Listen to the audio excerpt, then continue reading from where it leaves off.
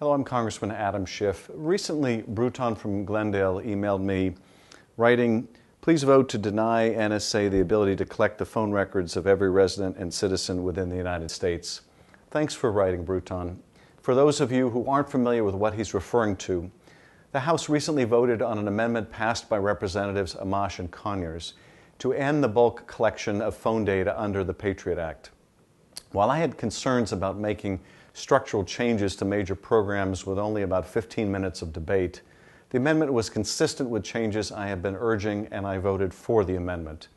I believe that we can and should restructure the NSA program so it no longer requires the mass collection of phone records for tens of millions of Americans. And in fact, the NSA director recently acknowledged that such a restructuring is technologically possible.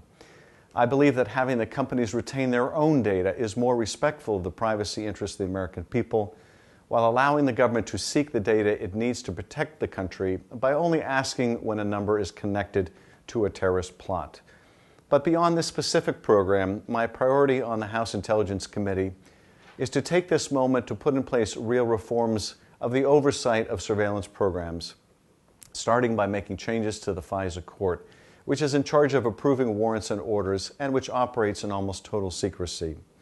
First, we need to declassify significant FISA court opinions so Americans can have a fuller understanding of these authorities and a more informed public debate as possible. I've introduced a bill to accomplish this.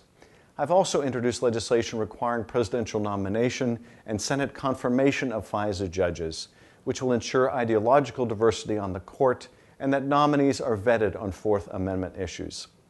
And finally, we need to make sure that the FISA court operates as other courts and make sure there's an adversarial process so they hear from both sides in significant matters of constitutional law and not just hear from the government. There is a real need to protect Americans from terrorist attacks, but there are ways that we can accomplish that without compromising the legitimate privacy interests of the American people. I'm committed to making sure we strike the right balance. And thanks again for your question.